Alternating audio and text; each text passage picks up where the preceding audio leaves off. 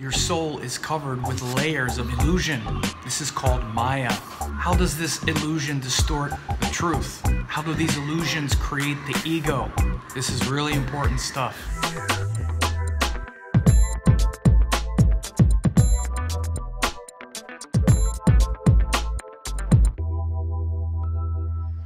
Hey, it's Sam, and on the rooftop again here, I'm making another video about the ego.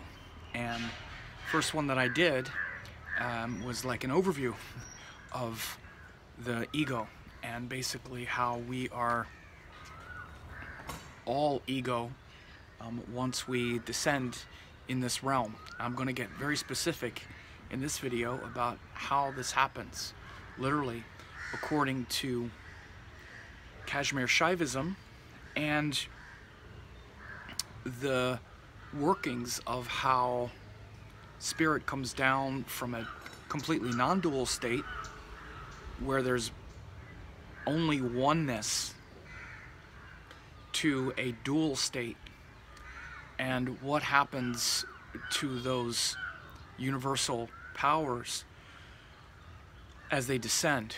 And one of the things to understand is that when you're looking at that non-dual state, that non-localized state of pure unity consciousness, again, you want to understand there's only one of them. When we say Advaita or non-dual, it means oneness, where there's only one of it, and it's the same one. It's not my one and your one, it's the same one. Everything emanates from that, like all the drops emanate from the same ocean. There's one ocean and a lot of drops. It's not your drop of the ocean. There's the drop, which is separate, or has the illusion that it's somehow immortal or wants to be immortal, or it's somehow its solid existence is real, but then it drops into the ocean and merges in the ocean. This is a metaphor for human life, or your life, or all life. It's like the drop fighting for its survival, about to fall in the ocean from which it comes. So what happens is, based on our karma, we separate from that unity consciousness, that unity state, that unified state. And what happens is Maya envelops these universal powers, or these what are called Shaktis on the highest sense. I said Shakti, and Mr. Crow had something to say about it, right?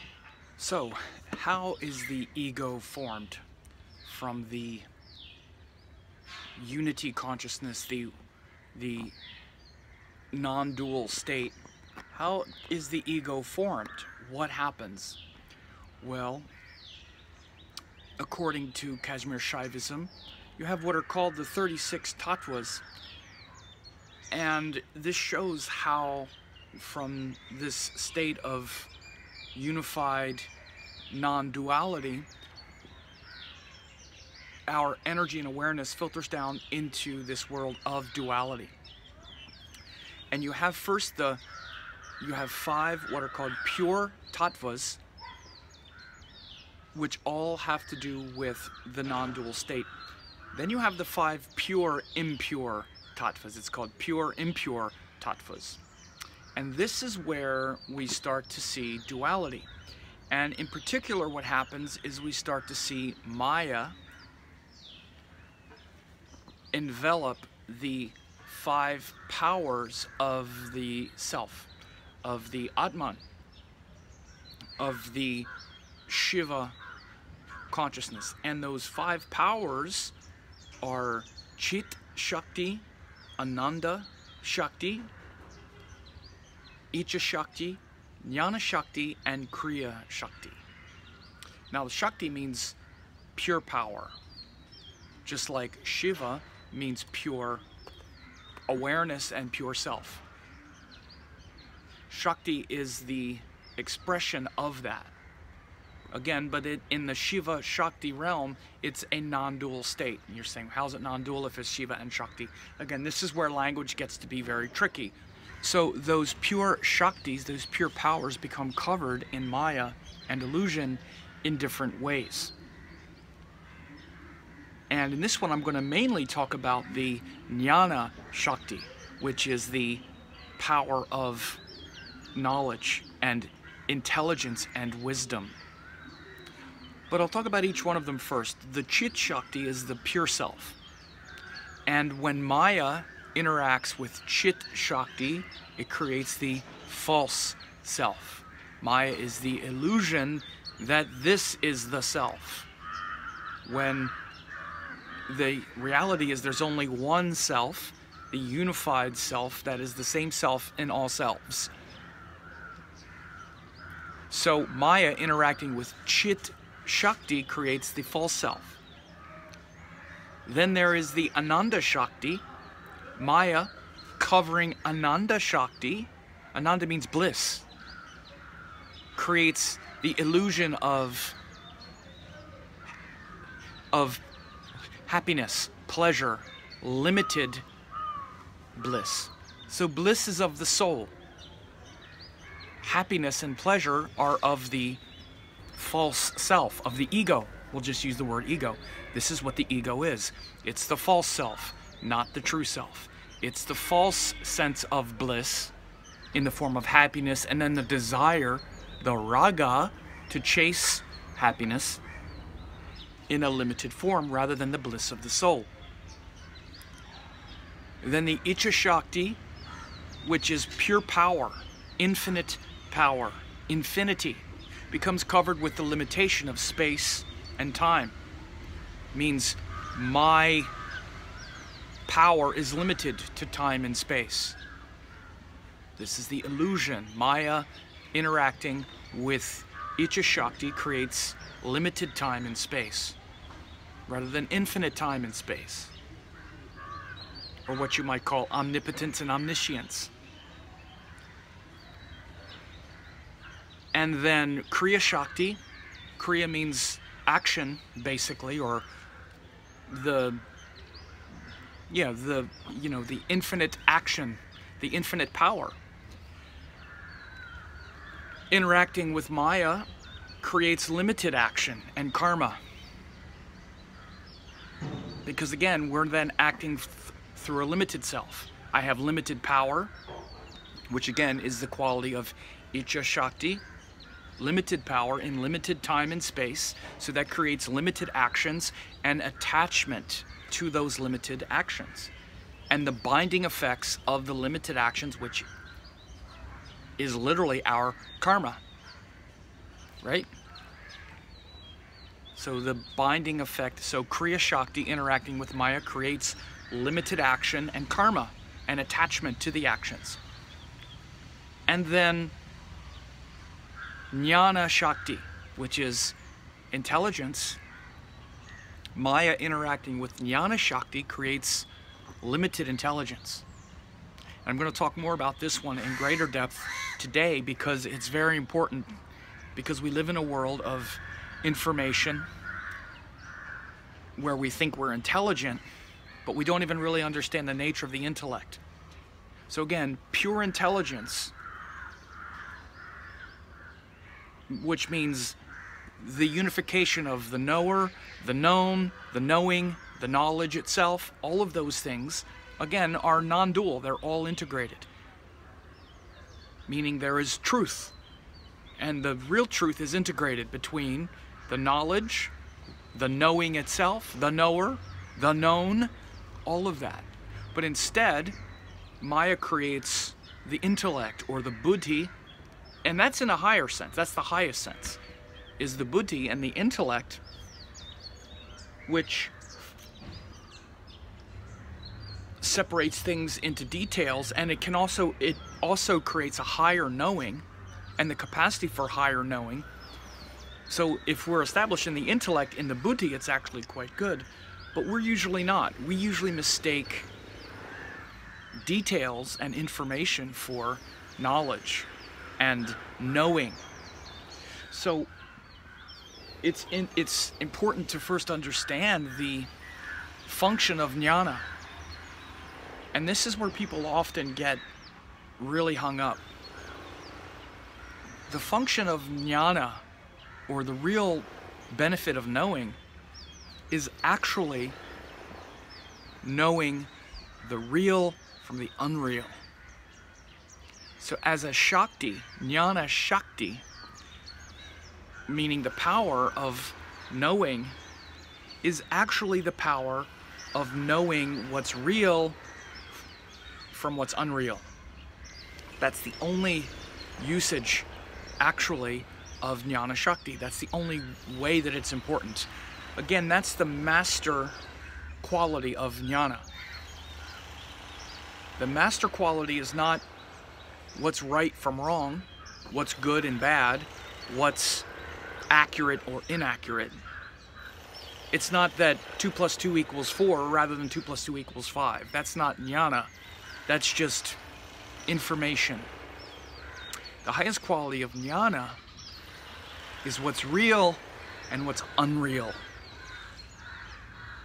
And I decided to talk about this one in this video because even after the first video I said, you are nothing but ego. You are all ego. Everything you identify as yourself is ego. That is recognizing, that is jnana. Meaning everything of this earth and of this world is ego, in the sense of Sankhya, and in the sense of Advaita Vedanta, or in the sense of Shaivism, or what have you. There's only the real. Everything else is unreal. Everything of this earth is not ultimately real. Even your body, your mind, your name, your form, all of this, it's real on one level. It's real as a veil of illusion. Just like a wave is a real thing in that moment, but then the next moment it's gone. So one thing to understand about, Sanatana Dharma, Advaita Vedanta, Kashmir Shaivism, Sankhya philosophy, all of this is that the term real, in that sense, means ultimate reality. And the way we judge ultimate reality is by things that are not changing, the changeless, that thing that is eternal. Like I just said, all of those qualities of the non-dual state are not things that are in flux. They're not things that born and die, that rise and fall, that come and go. Things that rise and fall, come and go, born and die, are unreal. In the ultimate sense. And the function of the buddhi, of the intellect, of the highest quality of the intellect, is to recognize what's real from what's unreal. Mainly in you. Instead, what happens, again, because we're covered in Maya, because our intellect and our wisdom and our intelligence is covered in Maya, instead, what we do is we argue about what's real and unreal on this earth. What ideas are right, which ideas are wrong, right and wrong, good and bad, this is correct, this is not correct. All of that, from the true jnana perspective, all of that is unreal. Because the argument itself is unreal. Because it's not eternal. None of that is eternal truth.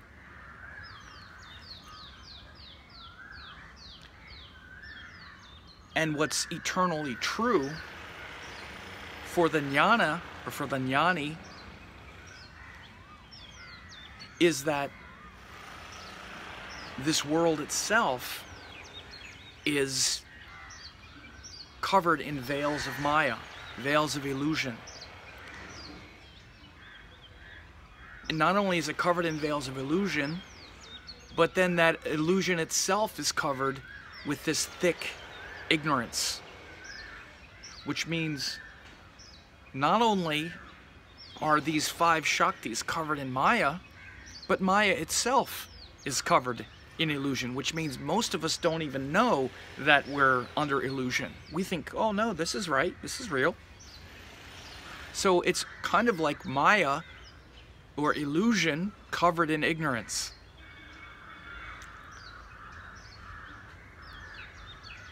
What I mean to say is that we have the Chit Shakti, for example, which is the true self, the one self, the non-dual state, which is the true self.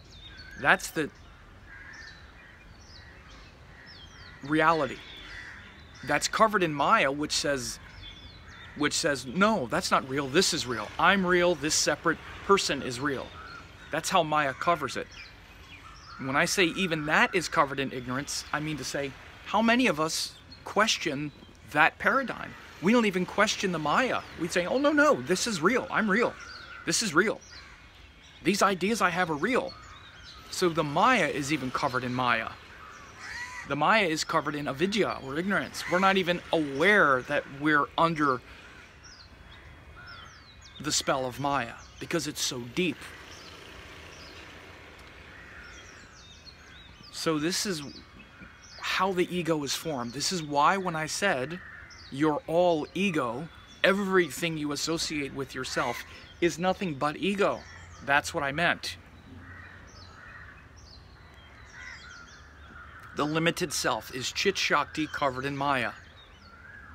True self covered with false self. The things you pursue that you think are going to make you happy are Ananda Shakti covered in Maya and mixed with ignorance because you're not even aware of it. For good measure. That's part of the Maya, but it's also called avidya. Vidya means wisdom or knowledge or understanding, and avidya means lack of it. So we're not even aware that it's Maya covering it. As I said, your true power, which is Icha Shakti, which is you're all-powerful, is instead covered with limited space and time. You're saying, well, I have this much power in this space for this amount of time. Again, not even aware that you are all-powerful.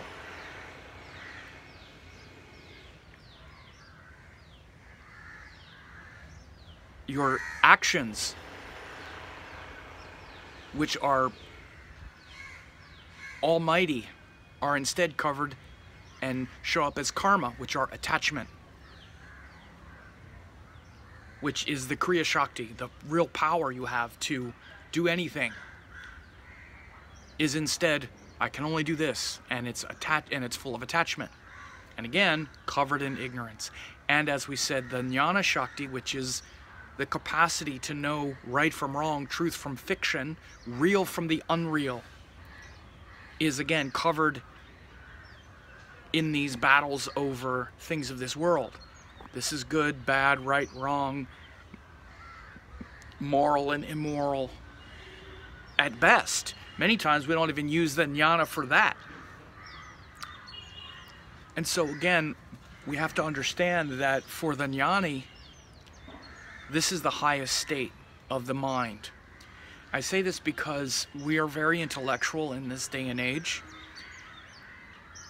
And there are arguments that ensue, even like when I post the first video and people debate the whole concept of the ego and whatnot, and they might even start arguing or debating about jnana and Advaita Vedanta and non-dualistic philosophies and all.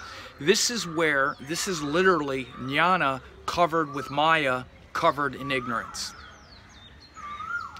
You want to understand that even in the classical sense, people were not even taught Jnana Yoga and Advaita Vedanta. None of that was even taught to a person until they had passed through many stages of purification and yoga itself. If you want to talk about the yogic path,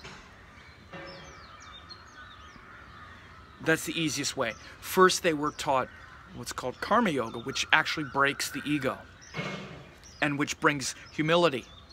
Karma Yoga, which breaks the attachment to action. Then the next yoga is basically what you would call Bhakti Yoga, which is devotion, elevating the emotions to something pure, purifying the emotions. Then Raja Yoga brings discipline and power to the mind and clarity, and brings the scientific capacity to connect, to meditate, and to connect with that oneness that I'm talking about, that non-dual state. Because until you connect to that non-dual state, all these concepts, for instance, of Advaita Vedanta and Jnana Yoga, and these notions of the self and the self being, you know, only one self, none of that is going to actually be true unless and until you have a direct relationship with that oneness, with that state of oneness, which only comes through meditation and samadhi. If you've not imbibed that non-dual state, then all of the ideas of Jnana Yoga and Advaita Vedanta are just some philosophy in your mind. This is why you don't hear true Vedantins or true Jnanis ever say those kinds of things, that, well, the self is never separated from spirit, or this or that, or argue non-dualistic philosophy. They would never do it because they understand the argument itself is dual. This is why that yogic practice was never even taught to people until a certain stage, because the ego and the limited mind and the corruption of the jnana itself would distort what's intended with those ideas of non-duality and whatnot, and it would just go to strengthen the ego and say, oh yes, I'm the self, I'm the unlimited self, rather than the whole notion of I is already duality. So any claim of the self as being non-dual is in itself wrong. So this is where language gets very complicated and in many ways kind of useless. This is why that non-dual state, that samadhi, that meditative state, that place of Shiva, Shakti, oneness, and those pure tattvas aren't really discussed very much, because they're beyond discussion.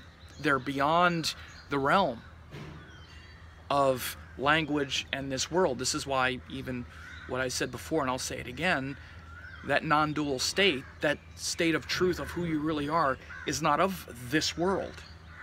It's not of this world, of this mind, of this body, of this psychology, even of the realm of discussion. And by the way, it's not even discussed. I've been around a lot of spiritual masters and great meditators and people who have experienced deep, deep states of samadhi for decades. They never talk about the state. It's just not talked about because there's nothing to say about it. It's simply a communion with the oneness. And those ideas, when things like Advaita Vedanta, let's say, are talked about, or other things like that, it's in this context. So understand, especially in a world where we have a lot of knowledge, quote, knowledge, it's very easy to not understand the nature of the information and the knowledge, and it's very easy for the buddhi, or the intellect, to get ensnared in Maya.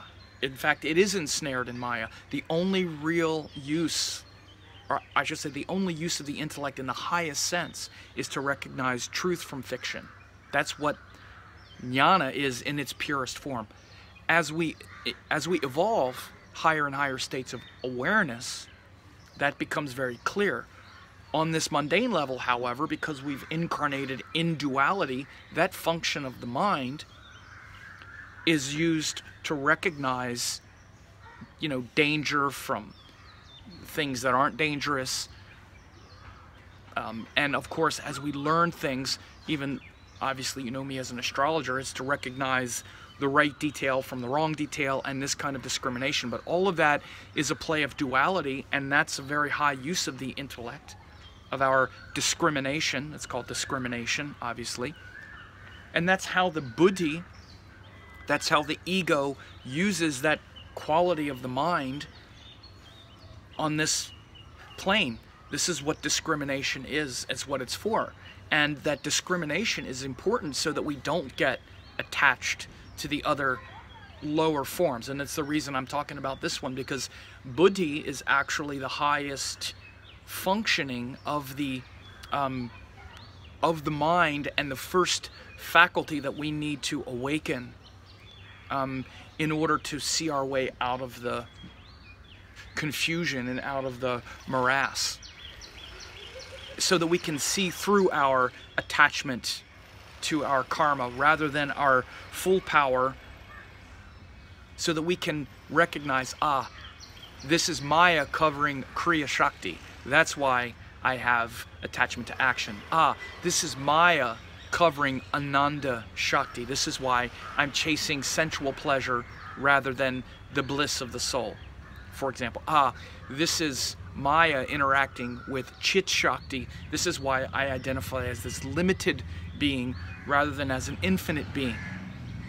But that recognition, again, what happens is we can tend to say, okay, now I understand it. Now this is my knowledge. My knowledge, I have it. It's me now. Now that I can recognize this pattern, I'm smart. I figured something out. And the buddhi stops there. And that's not the point of it. The point isn't to just say, see how smart I am. It's to say, now this knowledge and this intellect is also not me. This is just my ego now seizing upon knowledge and saying, okay, I'm knowledge. True intellect and the highest functioning of the buddhi says, that's not real either. That's not me either. I'm not this, not that, not this, not that. Neti, neti, neti, neti, neti, which is what jnana yoga is seeing through the limitations of the intellect itself. And it's the last stage of becoming one with that integrated self. Because as the thoughts slow down, the emotions calm down and the thoughts slow down, and one gets into that state of that approaches, that gets very close to that non-dual state, there's still thoughts that come up. And rather than identify and say, yes, that thought is me, that thought is me, it takes enormous discrimination and jnana to say, not that, not that, not that. So we'll leave it at that.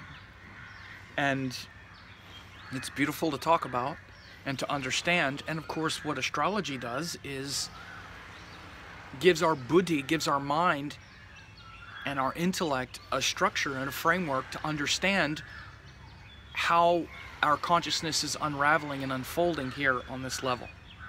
That's what astrology is that the buddhi, the mind, wants an answer, wants to understand it. And astrology is the Vedic science that sheds light on what's happening here.